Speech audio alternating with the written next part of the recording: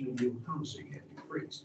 Businesses had too much inventory and too few buyers. Nevertheless, an optimistic America wanted to believe that the good times would last forever, pointing to fortunes that were being made on the stock market. Even people with little money to spare wanted in on the action. Stockbrokers readily agreed to sell shares on margin, where they would lend citizens money to buy stock. These investors figured the stock's price was bound to go up and up, allowing them to pay back the stock's original price tenfold. The constantly rising price of stocks cast a spell over the nation. Noon-hour traffic stood still as people eagerly awaited news of their improved finances. Even distinguished Yale University economist Irving Fisher made a bold speculation. The nation is marching along a permanently high plateau of prosperity. But the simple fact was that the price paid for many stocks was unduly out of proportion to the actual profitability of the companies who issued them, creating the illusion of increased value. On October 29, 1929, reality finally caught up with the stock market, and what went up came crashing back down. Panicked investors sold 16 million shares in a single day, many for just pennies a share. Millions of other stocks went unsold entirely on that afternoon, known as Black Tuesday. In just a matter of hours, the stock prices took such a nosedive that any gains made over the previous year vanished. The market's collapse was the most distressing downturn in the history of the New York Stock Exchange. So distressing, in fact, a number of investors committed suicide rather than face financial ruin. Okay, there's a few things to unpack on that. One of the things they mentioned in here was margin loans, okay? And that's something you need to be aware of. So basically what people were doing, and look at this, okay? So they mentioned in the video, 1926, you start to see a slowdown, right? It's certainly in the 27, right? Look at this. So this is 1928. Look at the market. Okay, so people are not paying attention to the actual gross domestic product and how our economy is functioning. They're more focused on the price of the stock. Okay, and so people are literally borrowing money from the bank to invest in the stock market. You guys know we used to have a dog track in Wichita. Okay, so this would be akin to me going to Intrust Bank and saying, hey, I know the number 5 dog in the 6th race is a guaranteed winner, but I only have $100 to put down. I'd really like to put down 1,000. Can I borrow 900 from you today? And after I win that race, I'll pay you back the 900. Intrust going to loan me money to do that? Probably not. Okay, but that's what they were doing. I mean, you had margins of like putting 10% down, borrowing 90, putting 20% down, borrowing 80. Okay, and so when the market crashed, are these people going to be able to pay these loans back to the banks? The banks are going to get in trouble. Okay, so what we're going to look at is a couple things. We're going to look at a few more flaws in the economy, and then really we'll look at Hoover's reaction to it. Okay, if I can get my PowerPoint to work. Thank you. Okay, so just start at the top. Yeah, Hoover, when he said everything's okay, everything will bounce back and that sort of thing, he was wrong. Okay, and this was the last line in the module 17.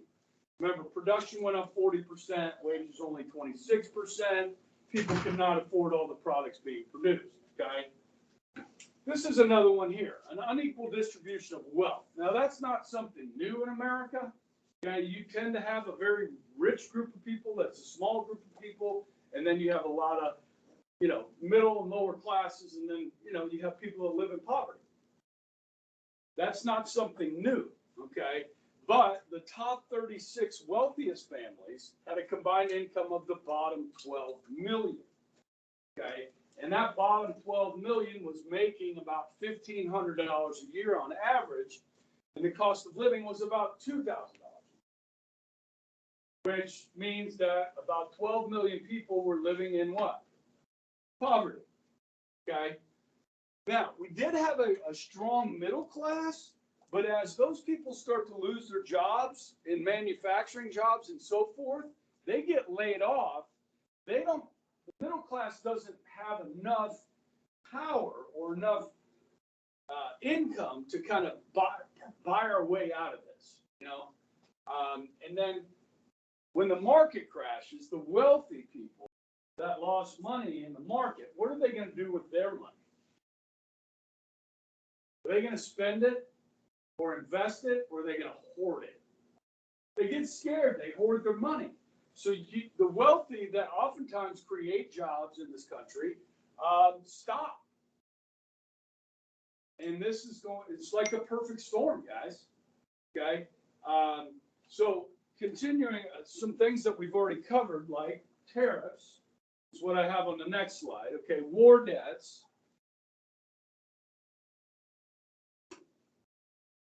Or other flaws, okay? So when other nations couldn't sell their products here, they couldn't buy our products, which again leads to layoffs and so forth.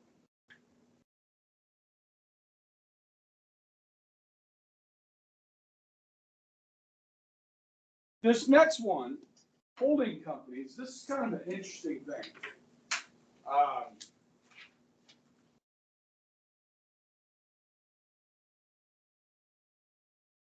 Take Ford Motor Company, right? So Ford Motor Company issues stock. People buy it, okay? Ford takes that money, okay? And instead of reinvesting it in its own plant, okay, they spend that money to buy, General Electric stock. Because they feel they can make more money investing in the market and holding other companies' stocks to make money rather than reinvesting the money that they got from selling stocks, reinvesting it in their own company. So when General Electric gets hit hard, their stock takes a nosedive. What happens to that money? It vaporizes. It disappears. Okay. That leads to some distrust in business, okay? The fact that these companies were buying other people's stock, okay, instead of investing in their own companies, okay? Now, can you say the stock market itself is a cause of the Great Depression? We had a stock market before the Depression, we had a stock market after. It's not so much the market itself, it's the gambling in it. Okay, so in 1849, people all over the country dropped everything they had and went to California looking for what? Gold. And what did they call those people? Okay, 49, but they were speculators. Okay, they were speculating that they were going to find gold and get rich. And that's what people were doing in the market. They were speculating. Okay. And so they weren't really looking, as I said earlier, at the value of the national product. Now, the other day we looked at the stock market today, right? It's over 35,000, yeah? Is it overpriced? Now, during the pandemic, you had companies like Zoom, Microsoft, Amazon do really well under the pandemic, yes? And a lot of others that didn't do well. Okay, so certainly the value of those companies, okay, something that would rise for sure. But basically what's being done right now is the government is basically holding up the economy with spending. If you take, since the pandemic between Trump and Biden, we're talking over close to $5 trillion that the government is pumping into the system for like the free breakfast and lunch for every kid in America. That is all being money that is being printed and funded into the system. Okay, that is not coming from a good place. It's not going to solve the issue. It's going to create new issues. Okay, now I'm not saying it's right or wrong. I'm saying there's going to be an impact for that at some point. Okay, so you know, those of us and you have families that invest in the market and so forth. You know, does it worry me? Inflation is rising. New numbers out today on manufacturers, on getting supplies for manufacturing. Inflation is up over 8%. Okay, so it's not just healthcare costs. It's not just education costs. It's not just energy costs. Okay, which is what we've seen with inflation over the last few years. It's kind of in different sectors, but as a whole economy, we're starting to see inflation. Okay, so with that, guys, you're going to see wages come up. Okay, which you're seeing right now. Okay, are any of you guys making more money than you made last year? Okay, you should be. I mean, because there's a lot of job openings. And if you want a job and you can't, if you say you can't find them, then there's something wrong with you. You know, we need people.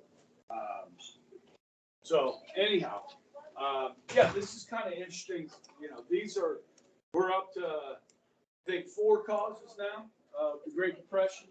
We'll end up with 6. All right. So this next slide, we're going to look at Hoover's reaction. Okay. But when we talk about Hoover, guys, we got to understand who the man is. So in 1928, Calvin Coolidge decided not to run for re-election. Okay. So that opened the door for Hoover to run for the Republican Party. He's going to run against Al Smith, Democrat of New York City. I mentioned him earlier. He's the first Catholic on a major party ticket for president. Okay. And Hoover's going to win that election. Okay. The country chooses to stay with the Republican president. Okay.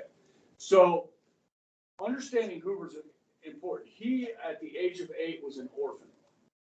Okay. Both of his parents died. All right. He was raised by an uncle who they were poor. But Hoover was very bright. He put himself through Stanford University, became an engineer. He's one of 2 American presidents that have been engineers. Hoover, the great engineer, they called him.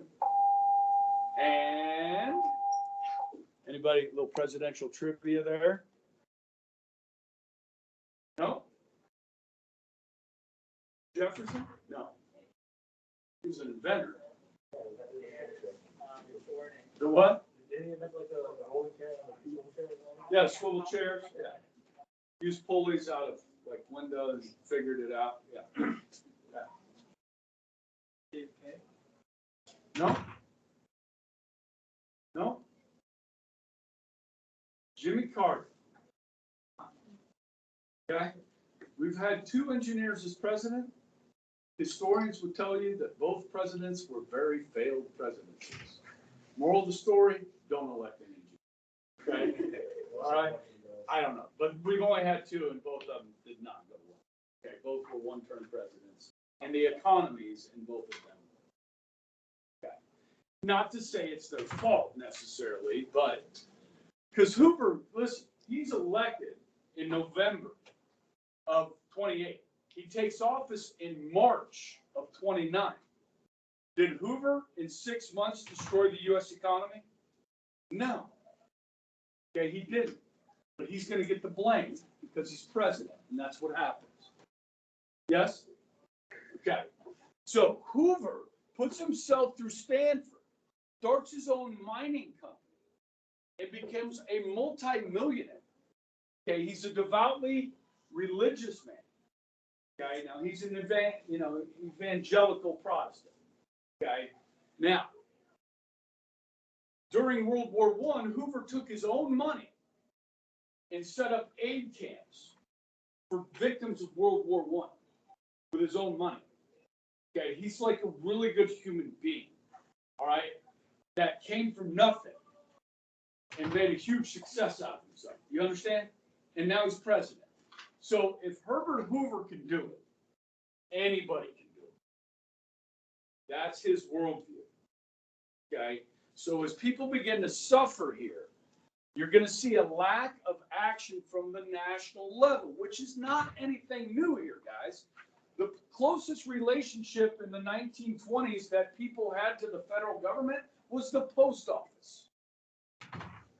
The federal government didn't send billions of dollars to schools to feed school children. The federal government didn't do any of that. They had the armed forces, post office. We didn't even have interstate highways yet. Okay, so they just didn't do much, and Hoover didn't see it was the role of the national government to do that. Now, guys, obviously everything's going to change, and that change will come under the next president, Roosevelt. Okay, so I just wanted to kind of put you in there what Hoover's willing to do and what Hoover's not willing to do. Okay, and why? So he calls on cities and states, charities to help feed the hungry, and that certainly takes place.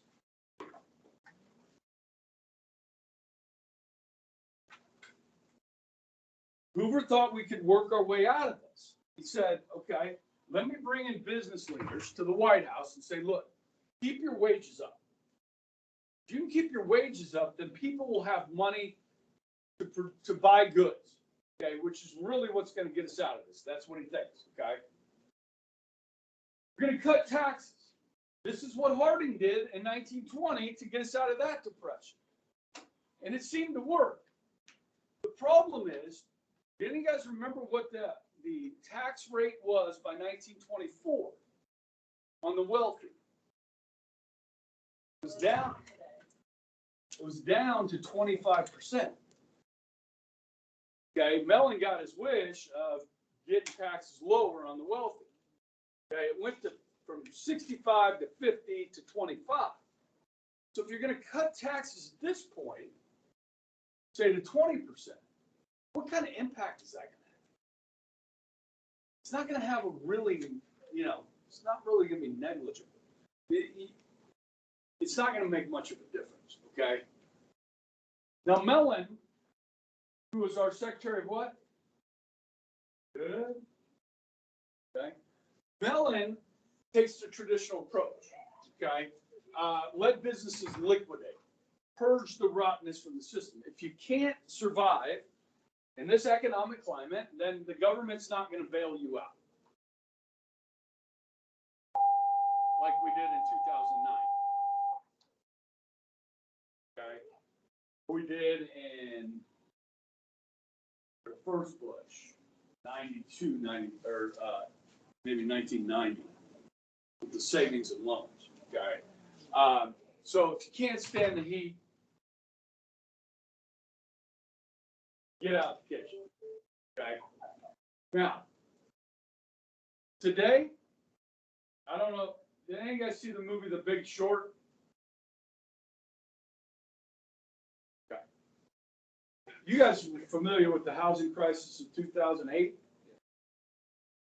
Okay. Well, General Motors was also in big trouble.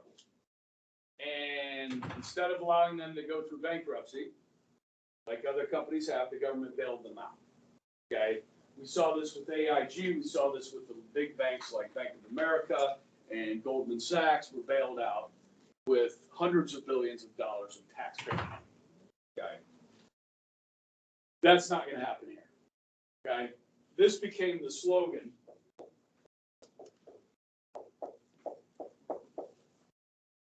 Too big to what? Too big to fail. So the government said these businesses may have run themselves into the ground, mismanaged them, but they're too big to fail. So we're going to use your tax dollars to bail them out. Okay. Times have changed. Okay. Not saying whether it's right or wrong. Just saying that times have changed. That's not going to happen under Hoover. Okay. So here's a good picture of like a soup kitchen or a bread line. And these were very commonplace during the Great Depression. Okay, now, this is the thing about Hoover. This is what he's willing to do. And it's a key word that you'll see repeated over and over again, and it's this word right here. Hoover will loan you money to help you, but he's not going to give you something for nothing. See the difference, right? Okay, so nothing for free here. We'll loan you, we'll help you out, but you're going to pay back. So with farmers who are in trouble here, guys, when Europeans retaliated with tariffs on our goods, our biggest export is food. And so when European nations stopped buying our food, okay, and people are not eating as much because they can't afford it. We have a surplus of food. So the government comes in, creates the Agricultural Marketing Bill, created the Federal Farm Board, which I believe is still around to this day. And they're going to spend $500 million to loan to farmers and to try and help the farmers market their crops or sell their crops. Okay? The goal is to keep farm prices up. This does not work. In the end, the government ends up buying like $185 million worth of food from the farmers. Okay? It's an attempt, but it doesn't work. And as you can see, farm prices, crop prices, bushel of wheat in 1931 dropped from $1 a bushel to 61 cents a bushel. That's like a 40% drop. That's going to kill farmers, okay? And oh, by the way, drought is starting to occur, okay? Cotton goes from 16 cents a pound to 6 cents a pound. Now, cotton is used for what? For clothing, textiles, right? Well, guys, we're not buying a new set of clothes this year. You're going to wear what you wore last year, or you're going to get some hand-me-downs. You know what I mean? We can't afford to buy you new clothes. So when you start to see that, guys, the textile industry begins to get hit. Okay?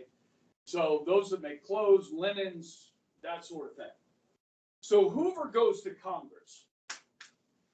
And he says to Congress, I would like to revise the tariff on textiles so that we don't allow foreign textiles into the country.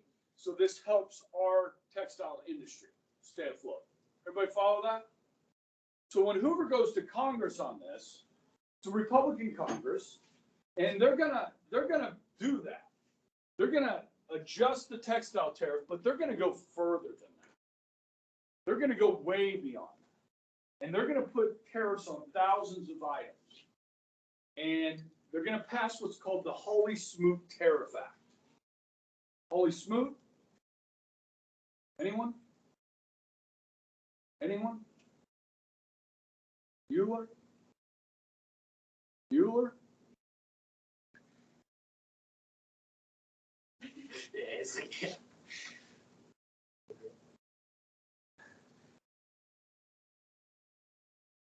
I'll let Ben Stein teach the Hawley-Smoot Tariff Act to you. Adams, Adam Lee, Here. Adamowski, Adamson, Adler, Here. Anderson, Anderson, Here. Bueller, Bueller, Bueller, Bueller, He's sick. My best friend's sister's boyfriend's brother's girlfriend heard from the sky and knows that the kid is going with the girl who saw Ferris pass out at 31 Flavors last night. Guess it's pretty serious. thank you, Simone. No problem whatsoever. Fry. In 1930, the Republican-controlled House of Representatives, in an effort to alleviate the effects of the, anyone? Great Depression, passed the, anyone? The tariff bill, the Hawley-Smoot Tariff Act, which anyone raised or lowered? Raised tariffs in an effort to collect more revenue for the federal government. Did it work? Anyone? Anyone know the effects? It did not work, and the United States sank deeper into the Great Depression. Today, we have a similar debate over this. Anyone know what this is, class? Anyone? Anyone?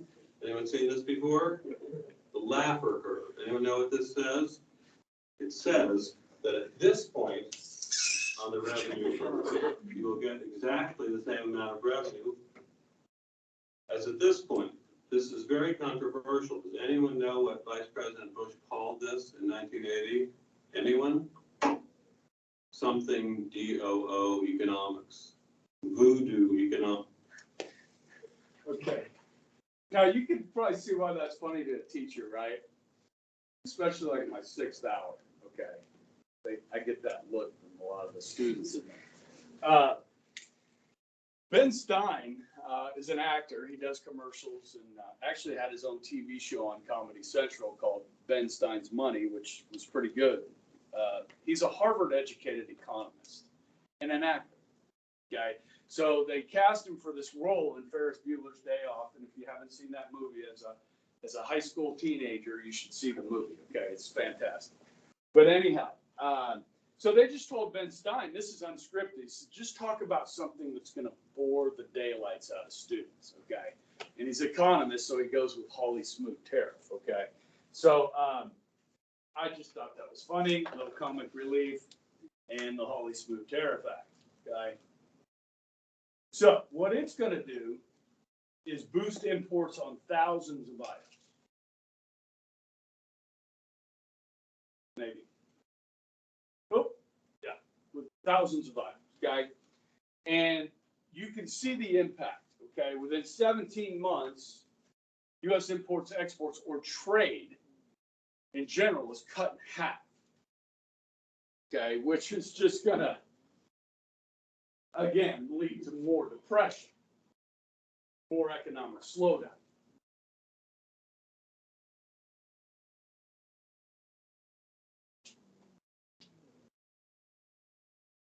So again, you know, when we bring up President Trump on this, right?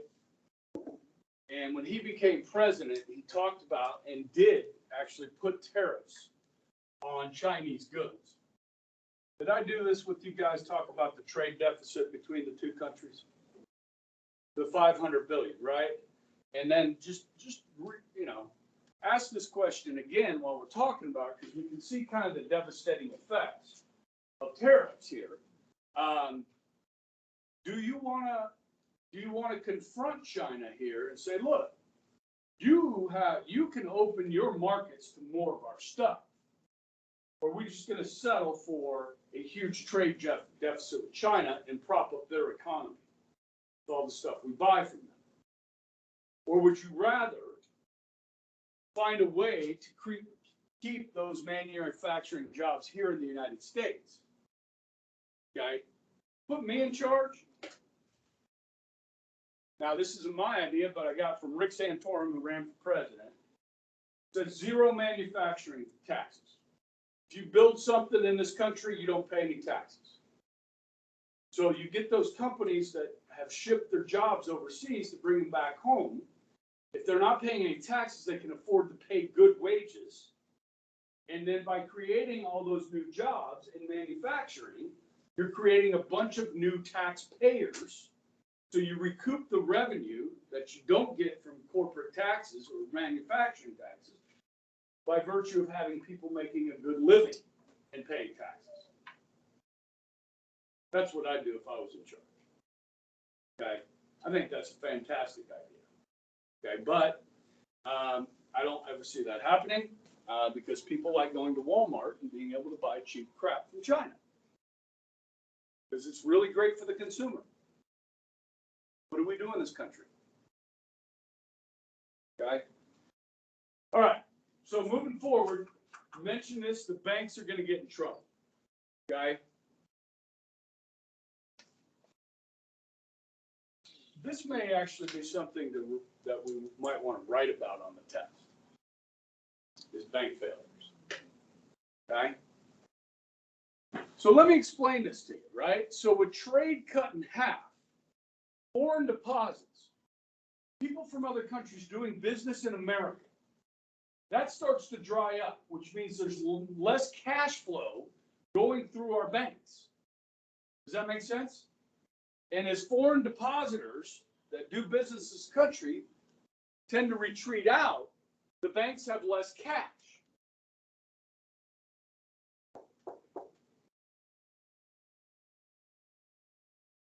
When farmers could not sell their crops for a good price and could not make a profit farming, farmers had to pay back loans on land, farmers get loans for equipment, farmers get loans for seed, and hope that they're going to have a good crop so they can pay those loans back. But in this case, even if you do have a good crop, you can't sell it for a profit. So the farmer's going to be able to pay back the banks. And when they can't, the banks have less cash. When you work for Ford Motor Company and Ford Motor Company slows down production, you get laid off, and you owe money on that Ford vehicle you bought, and you owe money on your house, you have a mortgage, and you lose your job, and you can't pay back the loans to the banks have less. We can say this all together, right? That kind of got that, right? That's what I was doing. When people borrowed money on margin to invest in the stock market, and then the stock market crashed, and people lost not only their initial investment, but lost what they owed to the bank, and they can't pay those loans back to the banks have less. And when people find out the banks are short on, they rush to the banks to get out there, and the banks run out of, and they close their doors. There's no FDIC, guys. There's no insurance protecting your money in the banks. So they simply close their doors. 9 million Americans lost their entire savings in the banks. And by 1933, 1/4 or 25% of all the banks in this country had failed, gone under. It started in the rural areas, really impacted by the farming communities, okay, and spread to the cities. Okay. So this is devastating to people, to millions of Americans that lost their savings. Okay. That's something we gotta fix. Okay, that's gotta be fixed. Okay. So that doesn't happen again. And you guys see the movie It's a Wonderful Life, Christmas time? Every time a bell rings, an angel gets its wings. Okay, good on your parents for having you seen that. Okay, those of you that haven't, this Christmas, you should watch it. It's a wonderful movie, Wonderful Life. Okay, Jimmy Stewart teaches us that. Okay, and a great Christmas story. In the movie, they go through this, okay, where everybody rushes to the savings and loan to get their money out. You can see it. So that is what is referred to as a run on banks. And we'll get to the FDIC in the next month, okay? But I have a video that talks about that. It's a 2-minute and 30-second video. Black Tuesday may have signaled the start of the Great Depression, but the collapse of the stock market wasn't the only cause of the nation's financial woes. Where's the video? The federal government of the 1920s had supported big business, with low interest rates, and very little governmental regulation, especially over the stock market. In turn, many businesses borrowed more money to expand than they could ever afford to repay. High tariffs that had kept American business owners happy because they kept foreign